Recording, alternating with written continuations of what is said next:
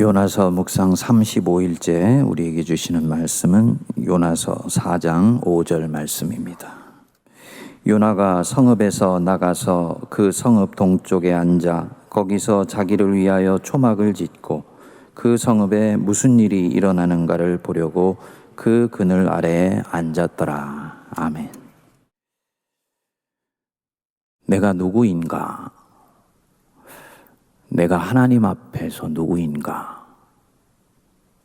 이 두 질문에 대한 대답이 사실은 내가 어떤 사물을 보고 해석하고 또 내 앞에서 일어나고 있는 어떤 현상에 대해서 어떻게 반응할 것인가에 대한 모든 것을 결정한다 라고 말을 해도 과언이 아닙니다.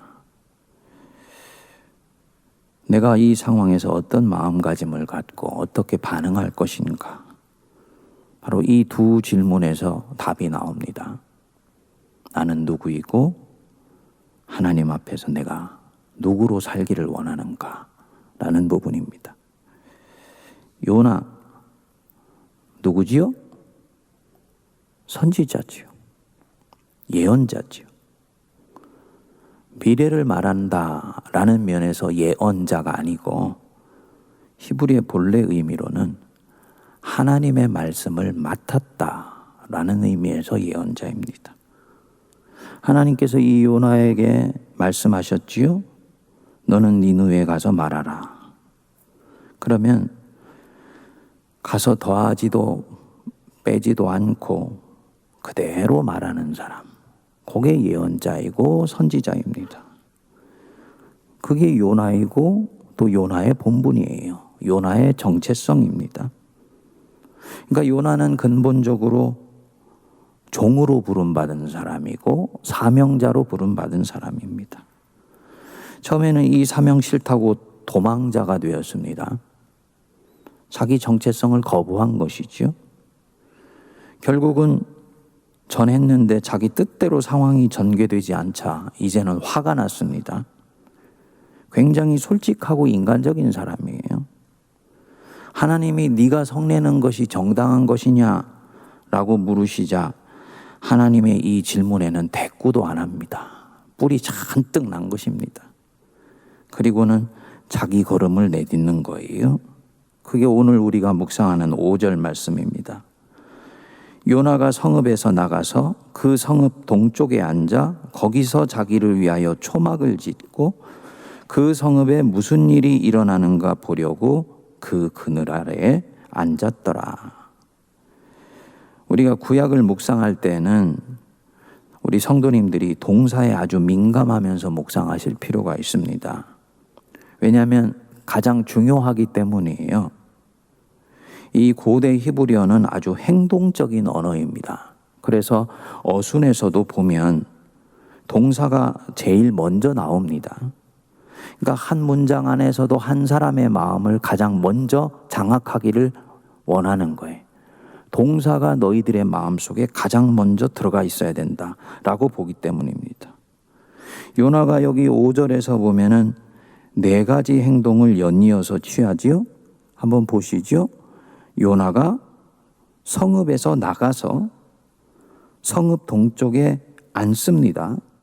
그리고는 거기서 초막을 짓습니다. 앞에 수식어를 보면은 자기를 위하여 짓는다 그랬죠. 그리고는 초막 그늘에 끝에 보면 앉습니다. 왜요? 그 성읍에 무슨 일이 일어나는가 보려고. 그런데 이 5절 말씀을 곰곰이 묵상해 보면 이 4가지 동작 하나하나가 요나가 진정 자신이 누구인지를 안다면 취해서는 안 되는 행동이에요. 하나씩 한번 보시지요. 자기의 정체성의 역행에서 지금 행동하고 있는 부분이 보입니다. 첫 번째로 보면 성읍에서 나가서 그랬습니다. 니느웨 성읍을 빠져나가는 거예요. 하나님이 지금 요나를 어디로 보내셨나요? 니느웨로 보내셨지요. 그럼 이 니느웨는 자신이 좋던 싫던 요나의 사명지입니다. 신탁의 장소지요. 그러면 하나님이 거기에 있으라고 하시는 한은 그 자리에서 자신에게 맡겨진 소임을 신실하게 감당해야 됩니다. 근데 이 요나가 이 니느웨가 싫다고 어떻게 합니까? 니느웨 성읍을 빠져나가는 거예요. 군대로 치면 근무지를 이탈해버리는 것입니다. 탈영병이 된 것입니다. 사명자인데 사명의 장소를 떨어져 나온 것입니다. 사도 바울이 복음을 전할 때 각 성에서 밀쳐내는 것처럼 밀쳐내면은 어쩔 수가 없지요. 그때는 신발에 있는 먼지를 털고 나오면 되는 것입니다. 아, 주님 보실 때 사명이 여기까지구나 생각하고 나오면 되는 것입니다. 하나님이 이제는 여기서 떠나서 네가 저 빌립보에 가서 전해라. 그럼 주님께서 옮기시라고 하는 거니까 이거는 또한 옮겨야 되는 그런 상황인 거지요. 그런데 이 요나는 그래서 이 성을 빠져나가는 게 아니에요. 여기서 벌어지는 일이 싫으니까, 자기가 사명 감당하는 것이 싫으니까 이 니느웨 성읍을 빠져나옵니다. 그러니까 요나서 앞부분에서는 도망자였던 사람이 요나서 뒷부분에서는 사명에서 이탈자가 된 것입니다. 그리고는 뒷부분에 보시면 그 성읍 동쪽에 앉아 거기서 자기를 위하여 초막을 짓는다. 성읍 동쪽에 앉는다. 고대 히브리 세계 속에서 이 동쪽은 하나님의 심판이 임하는 곳이라고 보았습니다. 동쪽에 진을 치고 앉습니다. 하나님이 진짜 심판하실지 아니면은 은총을 베푸실지 한번 보려고 하는 거지요. 보면은 누구를 위해서 자기 초막을 짓습니까? 자기를 위해서 짓네요. 방금 전까지 차라리 사는 것보다 죽는 것이 낫습니다. 내 생명을 걷어가 주십시오 라고 얘기했던 사람이 이제는 자기를 위해서 초막을 짓고 그 자리에 앉습니다. 사람 마음은 참 알다가도 모를 일이에요. 그러니까 앞에서 사는 것보다 죽는 것이 낫겠습니다. 이 말은 내면의 진실이라기보다는 주님 앞에 화가 나서 한 말이라는 것을 알 수가 있는 거지요. 예? 예. 3대 거짓말이 있다고 하지 않습니까? 그 중에 하나가 뭡니까? 연세 있으신 어르신들이 내가 이제 죽어야 될 텐데 그 말 거짓말 중에 하나라는 거예요. 그 말 많이 하면 할수록 나는 살고 싶어 이 뜻이라 그럽니다. 요나가 딱 그런 거예요. 사실은 살고 싶은 거예요. 그러니까 자기를 위해서 초막을 짓는 것입니다. 여러분, 한 사람이 자기를 위해서 초막을 짓고 그 자리에 앉는다. 어떤 이미지가 연상이 되시나요? 선지자는 자기를 위해 초막 짓는 사람이 아니에요. 선지자는 초막을 짓더라도 하나님을 위해서 초막을 지어야 되는 사람입니다. 이 선지자의 운명이지요. 소명자의 운명입니다. 하나님을 향한 사람이고 하나님을 위해 있는 사람으로 살기로 결심한 사람. 그게 바로 이 소명자고 예언자고 선지자예요. 그런데 이 선지자 요나가 지금 자기를 위해 초막을 짓는다? 하나님하고 지금 어긋났다는 뜻이지요. 인생에 이런 때가 있습니다. 그 신앙의 위기지요. 지금 이 자리에서 나를 위해서 초막 짓고 싶어. 이 자리에 좀 편하게 있고 싶어. 아, 나 이렇게 사는 거에 지쳤어. 선지자로 사는 거 나 지쳤어. 누구는 예수 믿고 편하고 행복하게 사는데 누구는 날마다 이 고생하면서 하기 싫은 일들 감당해야 되는가? 이런 마음이 찾아왔을 때 자기를 위해서 초막 짓고 싶은 유혹이 찾아오는 것입니다. 좀 이제는 이 자리에서 돗자리 깔고 좀 쉽고 편하게 안락하게 있고 싶다라는 뜻입니다. 그리고는 나 여기에 이렇게 있을 것이니까 하나님 저 건드리지 마세요. 이런 마음이 역사하는 거지요. 그리고는 뭘 합니까? 뒷부분에 보시면 그 성읍에 무슨 일이 일어나는지 보려고 그늘 안에 앉았다 그랬습니다. 그래, 니느웨에 한번 무슨 일이 일어나는가 보자. 팔짱을 끼고 이 니느웨 원수 같은 성에 무슨 일이 일어나는지 한번 보려고 지금 하는 것입니다. 지금 이 요나 구경꾼이네요. 사명자가 아니라 구경꾼입니다. 본래 보냄받은 자인데 보냄받은 그곳에서 이런저런 우여곡절을 겪으면서 사명자의 자리에서 어느 순간인가 구경꾼의 자리로 떨어져 있는 거예요. 처음에는 도망자였는데 뒷부분에 와서는 구경꾼이 된 것입니다. 요나의 심정이 느껴지시죠?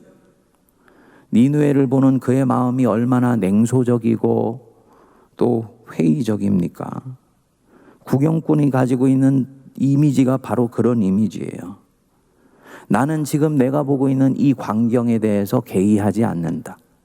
내가 보는 이 광경이 어떻게 되든 나는 바라볼 뿐이고 어떤 경우에는 즐길 뿐이고, 그래서 그곳에서 어떤 일이 일어나든지 간에 그 일은 내 일이 아니다. 거리두기를 하는 것입니다. 사실은 요나가 폭풍 만난 배 속에 있었던 언뜻 지나간 장면이 바로 이 요나의 이 마지막 장면에서 그대로 실체로 드러난 거예요. 니느웨가 40일 지나면 망할 것이다 하고 전할 때는 요나는 아직 구경꾼이 아닙니다. 적어도 그는 이 니느웨의 운명에 대해서 관심이 있는 사람이었지요. 망했으면 하는 마음이지만 그것도 관심이에요. 하나님이 이렇게 역사하셨으면 좋겠다 하는 기대가 있는 것입니다. 하나님이 뜻을 정하시고 당신 길로 가는 것을 보고는 이 느느웨를 보면서 이제는 그런 관심도 없는 것입니다. 이 성을 보면서 냉랭하고 냉소적이고 회의적입니다. 성도들을 섬기고 교회를 섬기다 보면 아주 이런 마음을 구석구석에서 자주 발견을 합니다. 성도가 하나님의 일을 하면서 흔히 빠지는 함정이에요. 성읍을 슬며시 빠져나오는 마음. 그리고 자기 마음의 편한 자리 어디에 딱 또아리를 틉니다. 그리고는 팔짱을 끼고는 그래 너희들이 한번 나 없이 잘하는가 보자. 요 마음입니다. 네가 한번 얼마나 잘하나 한번 보자. 구경꾼이 되는 것이죠. 묵상을 해보면 이 성경의 표면에는 나타나지 않지만 요나의 이런 마음은 10분 이해가 됩니다. 요나가 지치고 상한 거예요. 원수나라 니느웨에 시달릴 대로 시달렸는데 하나님이 이런 자들을 사랑하셔서 자비를 베푸시는 것을 보니까 속도 상하고 그 하나님의 한량없으신 그 품, 그 자비하신 모습이 자신들한테는 칼날로 다시 다가올 수도 있다는 생각이 드니까 하나님한테도 화가 난 것입니다. 그런데 상황을 움직일 수는 없지 않습니까? 그러니까 이 니느웨의 운명으로부터 거리두기를 하는 것입니다. 내가 왜 이렇게까지 해서 이 니느웨 때문에 속을 끓여야 하나? 이렇게 사는 것이 좋은 건가 싶으니까 그 자리에서 슬며시 빠져나오는 것이죠. 그리고는 그래 니들 어떻게 되는가 한번 보자 하고 팔짱을 끼고 바라보는 것입니다. 그 자리가 너무너무 지긋지긋하니까 더 이상 마음 쓰면서 상하고 싶지 않아서 거리를 두는 것입니다. 만일에 우리 성도님들 중에 오늘 묵상하면서 저거 내 얘기인데 하시는 분이 계시다면 먼저 스스로를 정죄하지 마시기 바랍니다. 주님이 그 마음이 든 분에게 원하는 것은 한 가지예요. 네가 나한테 물어야 된다. 너는 누구냐? 요거 묻고 요것에 대한 답을 가지기를 원하십니다. 너는 누구냐? 우리 누굽니까? 하나님의 사람이죠. 크던 작던 다 각자에게 하나님이 맡겨주신 사명이 있고 소명이 있는 자예요. 죽을 때까지 우리는 이 사명 붙들고 사는 사람들입니다. 그러니까 사명자예요. 내가 인생에 시달리고 사명을 감당하다가 이 사명 속에서 내 마음이 상하고 그래서 지쳤다. 그럼 이 요나의 심정이 내 심정이라는 것을 이해가 될 것입니다. 주님 앞에 물으시기 바랍니다. 하나님, 제가 진정 누구입니까? 내가 진정 주님 앞에 어떤 사람으로 부름받은 것입니까? 혹시 내일 하겠다고 하면서 내가 사명자로 나섰다가 지금 나가 떨어진 것은 아닙니까? 만일에 그것이 내 영혼의 진실이라면요, 그분은 하나님 앞에서 자기 인생의 사명을 진정으로 다시 받아야 될 것입니다. 근데 그것이 아니에요. 아무리 생각해도 내가 가고 있는 이 걸음, 믿음의 걸음은 내 것이 아니고 주님이 어느 날 나를 불러주셔서 내 손에 콕 쥐어주신 거예요.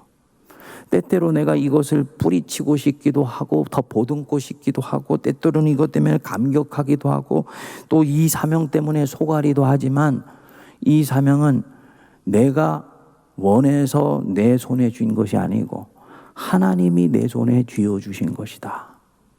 한다면 그분은 사명자로 택함 받은 것이 맞는 거지요. 무슨 얘기입니까? 이 사명 하나님이 내게 주신 것이기 때문에 내가 힘들고 어렵다고 뿌리칠 수 있는 성격이 아니라는 것입니다. 우리 주님이 모든 그리스도인이 가지고 있는 운명에 대해서 말씀하셨지 않습니까? 너희가 나를 택한 것이 아니고 내가 너희를 택하여 세웠다. 너희들은 은혜로 구원받은 것이지 너희들이 공로로 구원받은 것이 아니야. 그렇기 때문에 지금 이 걸음은 내가 너희들에게 택하여 세운 걸음이지 너희들이 자의적으로 걷는 걸음일 수는 없는 것이다. 내가 만일에 여기까지 마음이 간다면 이 사람은 자기 안에서 저 밑바닥에 도도히 흘러야 되는 진정한 정체성을 발견할 것입니다. 하나님, 저는 하나님의 종이었군요. 주님이 보내셔서 이 걸음을 가고 있는 것이었군요. 어떻게 해야 됩니까? 싫더라도 이 걸음 계속 갈 수 있는 힘을 달라고 기도하셔야 돼요. 그리고 이 싫은 것이 내게 좋은 것이 되게 해달라고 기도해야 됩니다. 밀쳐내고 싶은 이 상황이 내게는 수용할 뿐만 아니라 포용하고 감격스러운 상황이 되게 해달라고 기도해야 돼요. 이게 정말 하나님이 이 사람이 씨름하기를 원하는 영역이 되기를 원하시는 것입니다. 당신하고 씨름을 할 때도 이 부분 가지고 씨름하기를 원하시는 거예요. 요나처럼 뿔나가지고 씨름하는 것과는 다른 것이지요. 목사님들도 이런 경우들이 있어요. 사명을 감당하다 보면 그 사명이 지칩니다. 그러면은 기도가 점점 핏기를 잃어가고요. 설교 속에 패션이 식고요. 공동체를 바라볼 때 그 눈빛이 냉랭해집니다. 이런 목사님들이나 교회 지도자들이 많아지게 될수록 그 교회들이 터하고 있는 한 지역단이나 혹은 민족 공동체, 교회는 지금 위기에 처해 있는 것이라고 볼 수 있는 것이죠.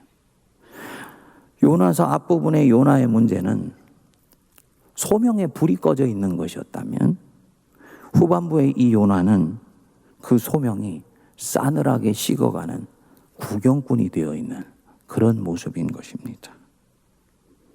빨리 우리 자신이 깨어나야 되는 거지요. 새벽에 묵상하면서 내가 지금 이 구경꾼이 되어가는 것 아닌가? 정신이 번뜩 들더라고요. 예. 자칫하면 목사가 빠지기 쉬운 유혹이고 함정이에요. 사명을 감당하다가 지치고 상하고 때로는 힘드니까. 근데 주님의 명령은 떨어지지 않았으니까 자리에는 있지만 슬며시 밀쳐놓고 자기를 위해서 초막 짓고 여기서 나는 요 정도로 할 거야 라고 자기 스스로와 타협하는 것입니다. 주님이 안 기뻐하시는 거지요. 사명을 신실하게 감당해야 돼. 보냄받은 자답게 처신해야 되는 거죠. 때때로는 이것을 위해서 성도들을 끌어안고 기도해야 되고요. 공동체가 가는 걸음이 성경 66권에 나오는 하나님의 말씀과 어긋난다 싶으면 성도들이 듣던 안 듣던 하나님의 말씀을 야무지게 전해야 되는 거고요. 그리고 이것 때문에 목회자로서 공동체와 긴장관계를 유지하는 것을 기꺼이 수용할 수 있어야 됩니다. 그게 종의 운명이고 사명자의 운명이에요. 우리 성도님들이나 공동체에게도 이 부분에서 드릴 말씀이 있는 거죠. 세문안교회 담임 목사가 되다 보니까 목회자들 중에서 여기저기 상담을 요청하는 경우가 왕왕 있어요. 지금 한국교회 목회자들 정말 위기입니다. 소명의 불이 꺼져가고 있는 경우가 굉장히 많아요. 자신의 게으름과 나태함과 기도하지 않는 모습 때문에 오는 그 소명의 불이 꺼지는 부분이라면 그 목회자가 책망받고 하나님 앞에 심판받아야 되는 부분들이죠. 반면에 목회자가 처해 있는 공동체가 목회자로 하여금 소명에 대해서 회의를 느끼도록 그 가슴이 냉랭하게 식어가도록 자꾸 상처를 주고 아픔을 주어서 내가 여기에 있어야 되나? 이 고민을 하도록 만드는 교회들이 너무너무나 많이 있습니다. 여러분, 우리 세문안교회는 그런 교회 안 되기를 기도합니다. 목사가요, 의욕을 가지고 목회할 수 있도록 자그마한 영혼의 심지 같고 초롱불 같은 이 소명의 불이 오히려 이 공동체를 왔을 때는 성령의 산소를 만나서 활활 타오를 수 있도록 하는 이런 공동체가 하나님이 기뻐하시는 공동체고 하나님이 역사하시는 공동체입니다. 우리 세문안교회가 그런 교회 될 수 있게 되기를 바랍니다. 장로님들 일하시다가 지치시게 하면은 안 돼요. 그러니까 당신들이 장로로 부름받은 것이지 이렇게 내버려 두면 안 돼요. 그게 또다시 내가 누군가를 향해서 구경꾼이 되는 거예요. 그것은 당신이 해결할 일이지 내게 해결할 문제가 아니요 라고 생각하는 것. 작은 영역에서지만 구경꾼이 되어 있는 것입니다. 구경꾼과 소명자의 결정적인 차이가 있다면요, 그 상대방이 가지고 있는 아픔과 공고함과 상한 심령이 내 자신의 아픔과 공고함과 상한 심령이 되어 있는 거예요. 이게 소명자예요. 하나님이 요나에게 보이시기를 원하시는 것도 바로 이 부분입니다. 너는 니느웨의 운명이 네 운명과 직결된다는 걸 알아야 돼. 그게 소명자의 걸음이야. 그것을 거부한다면 너는 더 이상 소명자가 안 되는 것이야.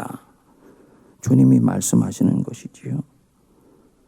성읍에서 나가서 그 동쪽에 앉아서 자기를 위하여 초막을 짓고 이 성읍에 무슨 일이 일어나는 것을 보려고 그늘 안에 앉아있는 이 모습, 나와서 하나님이 정말 기뻐하시는 소명자의 자리로 우리 자신을 다시 세울 수 있게 되기를 바랍니다.